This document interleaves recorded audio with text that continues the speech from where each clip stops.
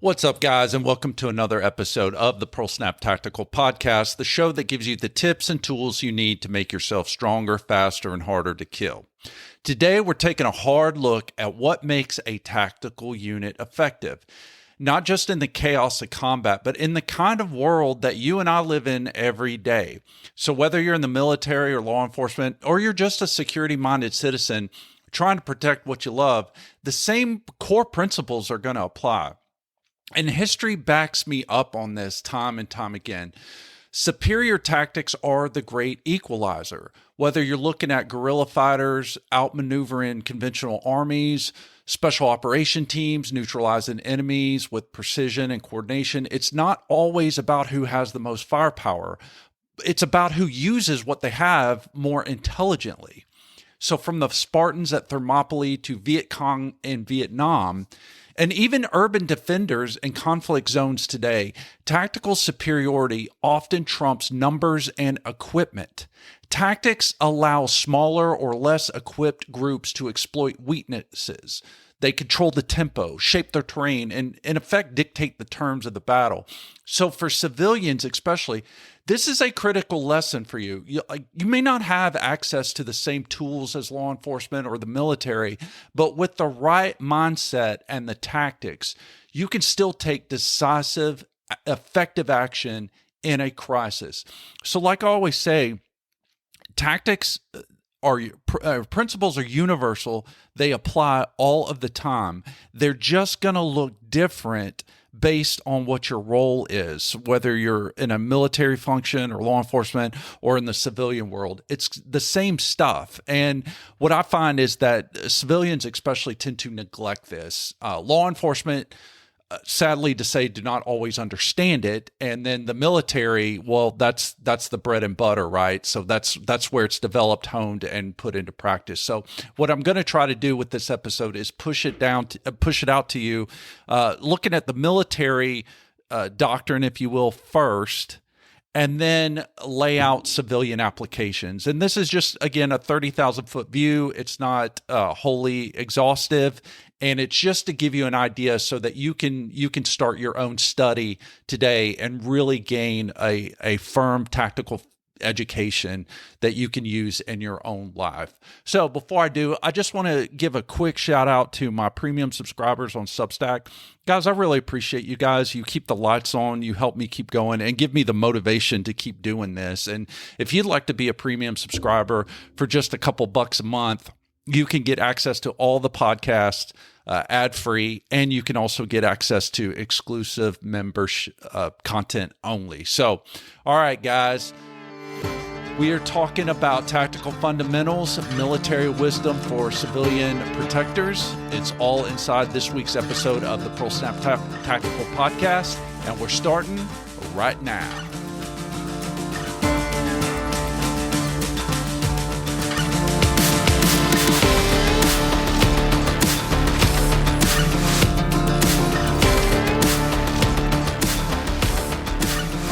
And welcome back to another riveting edition of the Pearl Snap Tactical Podcast.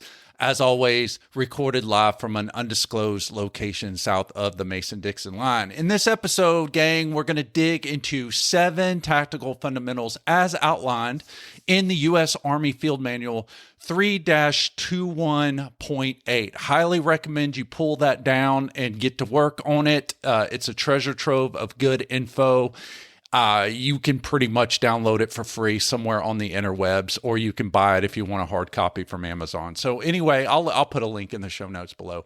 So, all right, in particular, we're going to be looking at the principles of tactical maneuver, advantage, combinations, tactical decision-making, leadership, combat power, and situation. Some of these I've kind of talked about or mentioned in previous podcasts, but I want to do a little deeper dive on these.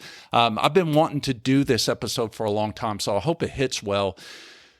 These 7 principles or fundamentals that I just mentioned, these are not just textbook terms. This isn't just dry, boring stuff. These are living, breathing principles that govern how warriors fight and survive, both physically and, in a sense, metaphysically, right, too. So we're going to look at it, like I said, through a military lens first.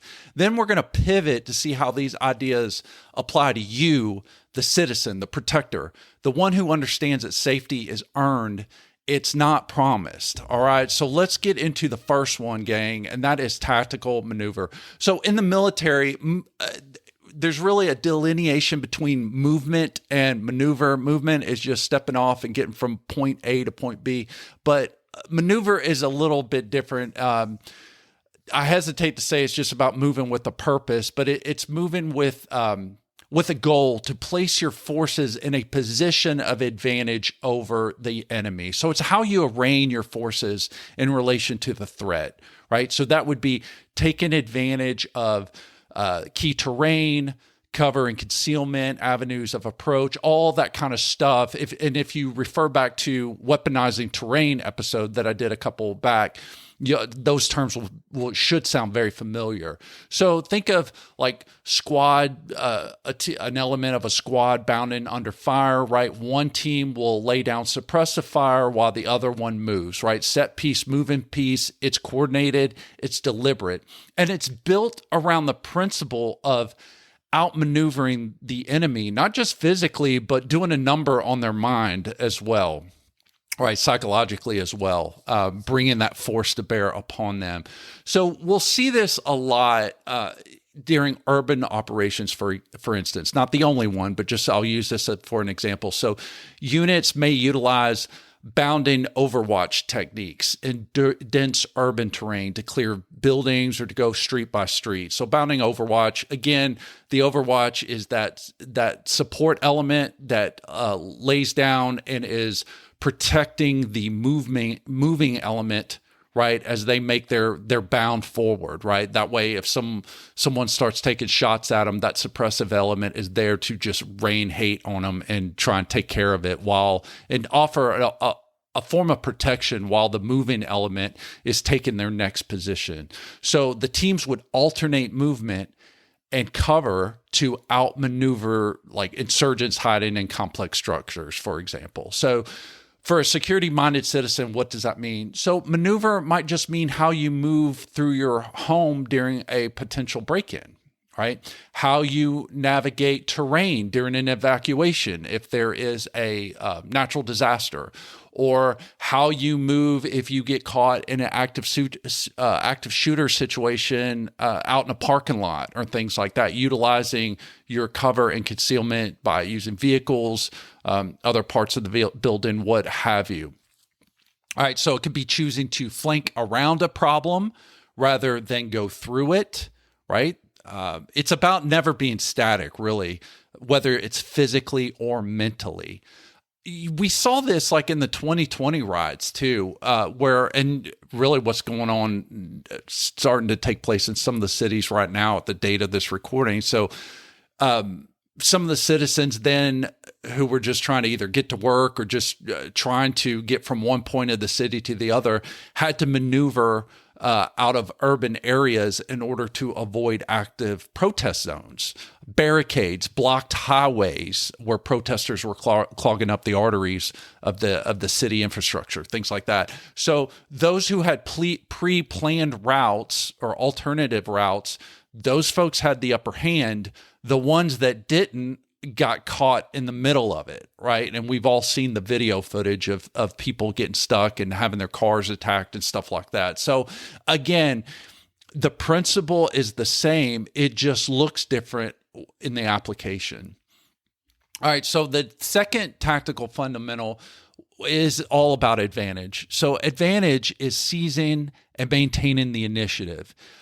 It could mean striking first, or moving faster, but it always means thinking quicker. It might come from night vision, having superior terrain, right? Seizing key terrain, acquiring better intel, or sometimes it's just raw aggression, bringing a higher elevation of energy to the fight. In military operations, advantage is what keeps the opponent off balance and from reacting to you instead of the other way around. So for an example, during the 20 years we were in Afghanistan, 20 years or more, I don't know, that we were in Afghanistan and Iraq, oftentimes certain units who had these assets like drones would use some type of aerial reconnaissance, right? That would go ahead of the movement element, right? To gain a critical advantage by identifying enemy positions before the troops ever entered the contested area. And this would allow them to plan their routes or coordinate their fires more effectively, right? In your world, right, we don't use drones in that way. Hopefully it hasn't come to that yet. But in your advantage, or in your world, advantage is going to come from preparation, right? Maybe it's early warning detection systems around your home, like motion detectors or cameras, like those doorbell cams and things like that. Something that'll give you an early warning, so even a guard dog, right? Something that gives you an early warning detection system that something's not right in the perimeter of your home, right? Maybe it's training in low light shooting techniques, right? That could give you advantage. We know that criminals love to operate at night because that gives them an advantage, right? So you take that back by making sure you're prepared and that you've had some training, right? So that if you're ever faced with those encounters, you're going to be better prepared. That could be an example. Knowing your city streets and the routes better than anyone else, right? Having that information readily available in your brain operating system, that could give you an advantage if the time comes. Well, it doesn't matter what the form is. It's just about putting yourself in a position where you can respond faster and smarter than the threat. As far as, I think I've already kind of laid out those examples. I kind of got ahead of myself, but again, layered systems of security for your home, motion lighting, reinforced doors, those have successfully deterred or delayed intruders until the homeowner can either mount an effective defense or until law enforcement arrives, right? Here's another one. Number 3, we're going to talk about combinations. So combinations from a military standpoint, right? This principle is about integrating all of your capabilities. So this could be infantry working with indirect fire, like our artillery guys that help us out with those 155 more howitzers. Even if we've got our own mortars, right? Our 60 millimeters or 80 millimeters, or if we're really lucky, having 120s, right? So it gives us a way to combine assets to work systematically. So suppression is paired with flanking. Smoke is paired with breaching. It's about synergy, right? A single rifleman is effective, but a squad that can synchronize its movement, its fire, its communication, and the terrain, that's a force multiplier. And every tool, it's laid out in such a way that every tool complements the other. So during the Iraqi invasion, combined armed teams used tanks to suppress enemy fire, while oftentimes, or you'll see this on videos on Instagram and stuff all the time. Sometimes you'll see these heavy Bradleys or tanks or things like that driving through an area when you've got the infantry guys kind of behind it, using it as a shield. And then once they reach the objective, they can spread out and continue on with their mission. But that combining with an armored presence helps them get to the objective more safely. I've already talked about drones providing overwatch, artillery softening the resistance. So usually if there's an attack, if you're lucky enough, you typically want to have something to quote unquote prep the battlefield. So whether it's naval guns, artillery, missile strikes, or something like that, usually kind of hit something hard, and then your infantry guys kind of come in and mop up the scene. So what's that mean as a civilian? You don't have to be an army of one, right, necessarily, but you do have to integrate your skills and your tools. So this could mean combining some firearms training with medical skills, right? Communication plans with your family, right?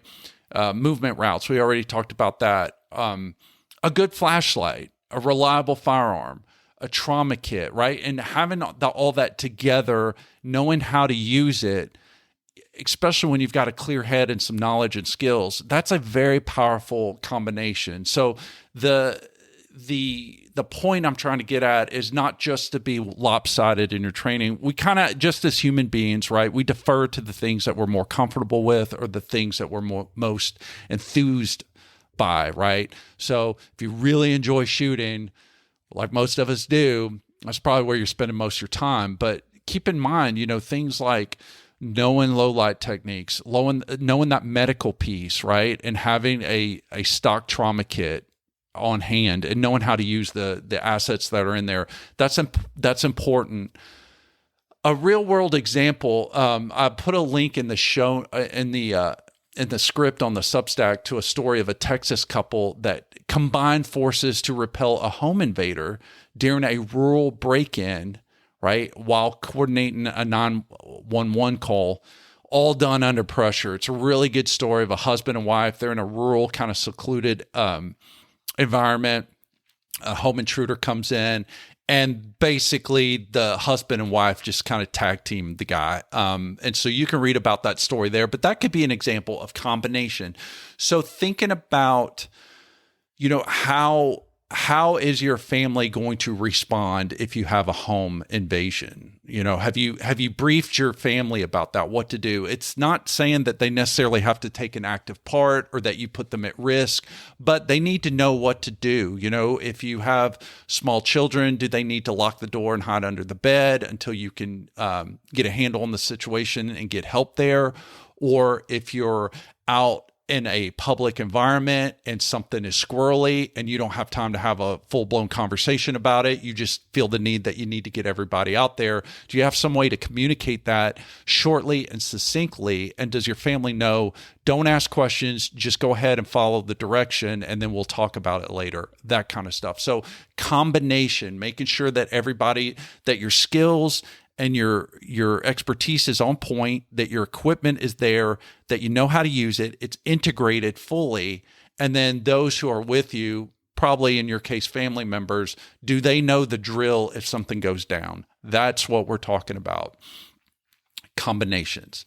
All right, here's another one, tactical decision making, number 4. So as we know, Murphy's Law, everybody knows who Murphy's Law or what Murphy's Law is. We know the saying, no plan survives first contact. And so combat life oftentimes rarely goes as planned. So leaders at the squad and platoon level have to be they've got to be empowered to make decisions under pressure with limited information, and there's no time to hesitate.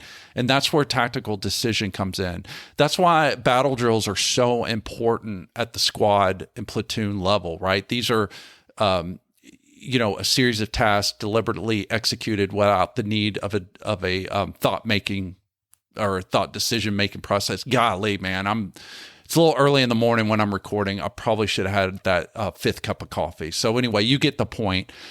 So another thing that it involves from a military perspective is analyzing the situation using a tool that is known by acronym METTC, METT-TC. And that stands for mission, enemy, terrain, troops, time, and civilian considerations. So that's kind of the rubric that you quickly in real time run your if you got to make a decision, you run it through that matrix to the best of your ability, and you got to do it fast. So the battlefield favors those who can observe, orient, decide, and act. Does that sound familiar? It should. It's called John Boyd's OODA loop cycle, and we did a whole episode on that one too. So an example of this, and I think I'm going to do an episode on this one too, because it's a really interesting case study, a battle out of Afghanistan in 2008 called the Battle of Wanat. So under heavy Taliban assault, the vehicle patrol base collar, right, junior leaders had to make snap decisions, shifting positions, reallocating sectors, calling in mortar and artillery fire, which helps stabilize the situation and save lives, right? You may not be analyzing a battlefield, right? but you are constantly processing your surroundings. So then the question becomes like, what is your mission? Who's with you? What are the threats? What kind of time constraints are you under, right? This is putting METTC to work in everyday readiness. So it will help you make decisions to know when to act, when to wait, and how to pivot when things are falling apart and you need to choose a new course of action. So civilian examples. So during Hurricane Katrina, a lot of citizens had to make that decision of whether or not to stay or evacuate, factoring in time and available transportation, safety routes, and group dynamics. Those that were able to cycle through the decision-making process faster tended to fare better, right? They tended to make their decision, get their essentials that they need, get in the car and get out of there, while others were stranded on the roadways, right? For miles and miles of traffic as clogged highways were slowing people getting out of harm's way. So again, just thinking about decision-making, instead of just shooting from the hip, having some type of matrix to run that limited information through, right, to where you can analyze it quickly, taking into as many variables as you can. METTC covers a lot of them, right? Probably the ones that you need most critically, and will help you make those timely decisions that you can roll with. All right, now we're on to number 5, which is leadership. So leadership isn't just about rank, it's about presence. In the thick of a firefight, the squad leader who stays calm, issues clear commands, and leads by example can change the course of an engagement. Leadership is on the ground, it's visceral, it's physical, it's emotional, and it's absolutely essential, right? And when I say back, that it's not just always about rank, I've seen some real some junior enlisted guys, right, step up to the plate in critical times, right? And because they had the presence about them, they had the experience. Maybe they didn't have as many stripes on their collars, but people listened to them. People took their advice because they knew what they were doing. They were respected. And so whether it's your job where you're at, maybe you're not the highest guy on the totem pole, but your reputation precedes you, right? And so that is something, your reputation is based on your work, your knowledge of your chosen field, the way you execute your duties on the daily, day in, day out. That is something you very much have control in, and that you can contribute, and that people respect that in most environments, right? So let's look at a military example of how this plays out. So Mogadishu, right, back in the early 1990s, like that's where we get the infamous Black Hawk Down story, right? NCOs on the ground took charge amidst the chaos, right? Reorganizing isolated elements, trying to bring people together, leading breakouts under fire when the traditional command structure, in a sense, kind of collapsed in the sense that help was not coming to them. And they were kind of left on their own for a good hot minute there. And so it was really those NCOs that were there on the ground, taking charge, providing the leadership that the rest of the guys needed, right? In a crisis, someone's got to take the lead. So whether it's protecting your family during a natural disaster, or really just leading a small group in a chaotic scenario, your calm presence, your clear direction can be the difference between order and panic. So leadership starts with owning the responsibility and just projecting confidence, right? And if you're clued in on these other principles that we've been talking about, right, that's going to support you and go a long way.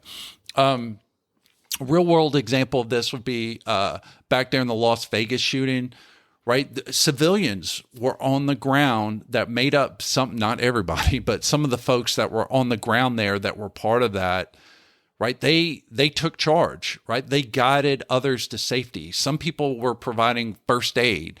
Some were coordinating with police under fire, letting them know where the shooter was, or where they had people were injured and things like that. They were feeding information to the first responders and things like that. So, they were the first eyes and ears, in a sense, of those who were first showing up on the scene to render help. So a lot of these people didn't have formal training. They just stepped in when it mattered, right? And so for you don't want to leave that to chance, right? So if you are better trained, better equipped, and you've got some wherewithal, right? So if that time comes, when you do step up, right, you can make all the more difference. Number 6, combat power. So combat power is more than just guns and bodies. So it also can include morale, positioning, logistics. Firepower is an element to it. And most importantly, the will to fight. A well-led team with high morale and good cover can defeat a numerically superior force. Combat power is about understanding what you have and how to bring it all to bear effectively at a decisive moment. So another story from Afghanistan. So there were this case of some defenders that were outnumbered at COP Keating in Afghanistan. They held off Taliban attackers for over 12 hours. So I've looked at different reports. Some said 12, some said up to 16. Let's just split it in the middle, right? But the point is a long time. That's a long time to be trying to hold out against superior numbers. And they did it with coordinated fires, mutual support, and just sheer grit despite the overwhelming odds. So for you, right, your combat power is your total capability. So that goes beyond just your weapon skills and proficiency. It also, and we have hit this since season 1, right? Physical fitness. I'm just going to say it. That is part of the package. And that's what's going to make you the difference between pursuing this stuff just kind of as a hobby or pursuing it as a way of life, right? If you're on the warrior path and you don't have physical fitness as part of your regimen, you're not on the warrior path. You're just not, right? It's part of it. It's not the end all be all, but it is a part of it. Communications, your mindset, your support network, all of that is included when we're talking about combat power. So you don't just count rounds in a magazine. You count the hours of your training, count your trusted allies, count your knowledge, right? That's where the real power is. So in rural communities, especially like whether they're affected by wildfires or floods or things like that we've seen on the news in recent years, you'll usually find stories of local defense groups, right? Local people that are coming together to help one another out, to leverage what they have to help others and to avoid, something that's a catastrophe from turning into a cataclysm, right? So sometimes these guys, you'll see them, the Cajun Navy, right? We've seen that in flooding before. Folks that are on ATVs using radios to coordinate, pulling out the chainsaws to clear roads, people helping protect neighbors' homes, cutting fire breaks, right? Combining their skills and their morale, that is combat power. It really is. And we've discussed the importance of mutual support networks in the past and how important it is to build them in previous episodes. So make sure you've listened to those and get spun up on the topic if you're not already, and get to work now. All right, the final one, guys, we're going to talk about situation. So everything is situation dependent, right? The terrain, the enemy's disposition, your available resources, the time of day, the weather, the civilian presence, all right, who's around, that is all part of the situation. So your ability to understand the situation and adapting to it, that is what spells the difference between success and failure. Plans are important. You have to have some kind of plan, but that plan has to be flexible to change as conditions change. The situation is dynamic, right? So we create a plan to have something to go by, but we can't just we can't just be so rigid because there's factors that we don't know yet. There's factors that evolve as the situation goes. And if we just rigidly adhere to an iron lock plan, that's probably not going to do real well for us. And so that plan has to be adaptable and flexible to change appropriately with the change of the circumstances on the ground, right?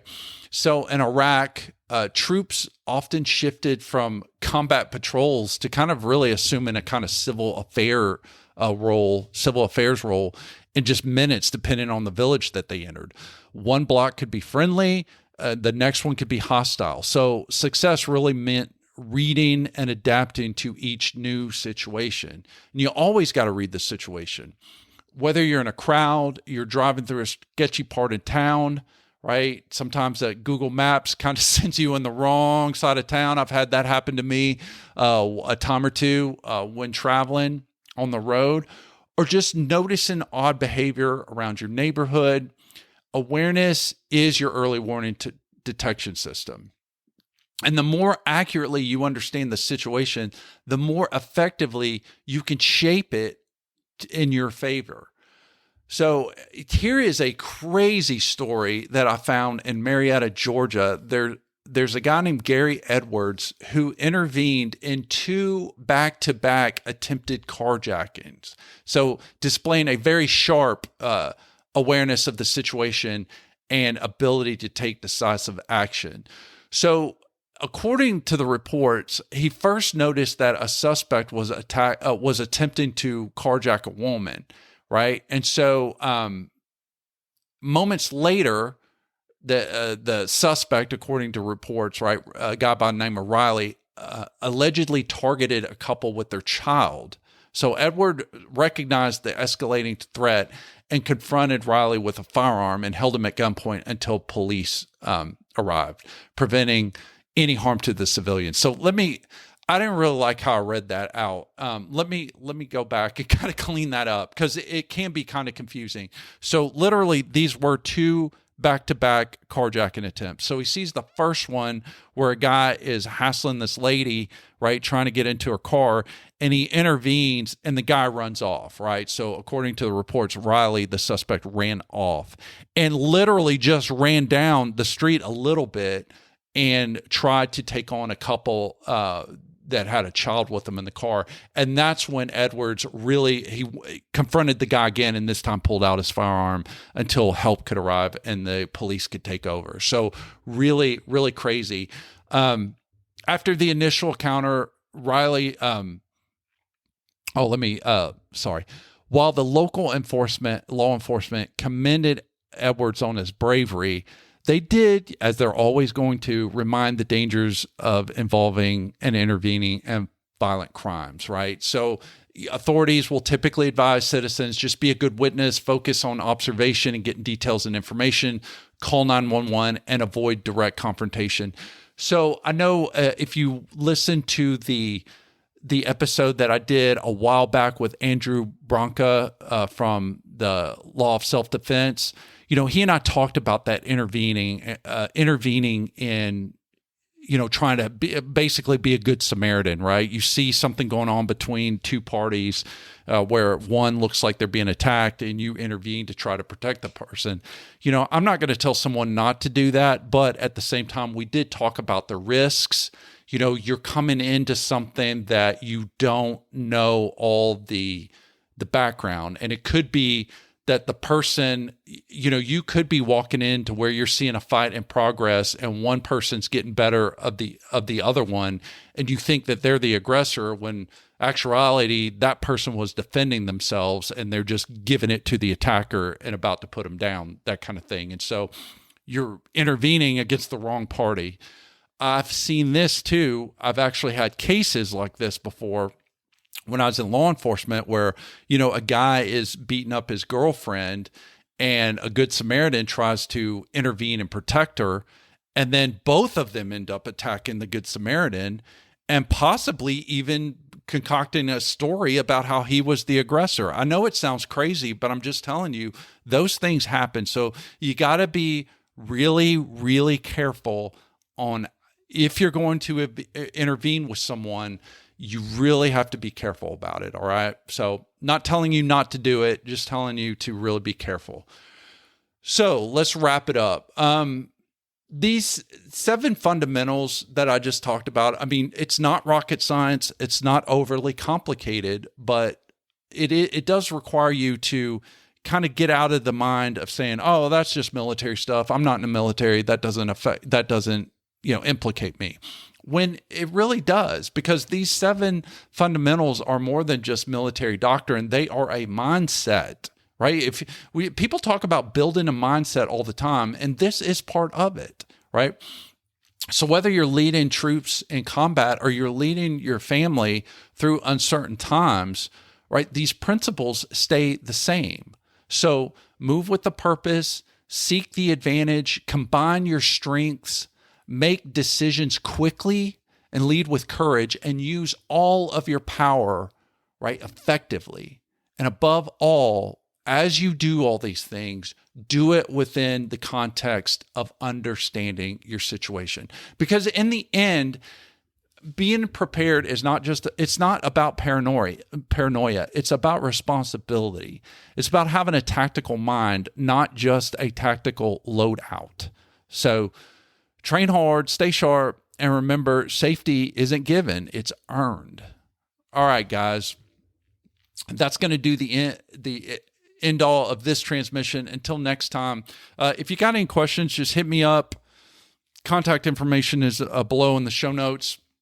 Hit me up. Let me know what you're thinking. Leave a comment in the Substack if that's where you're listening to this. Let me know what you think about it, and share it with a friend. Keep the conversation going.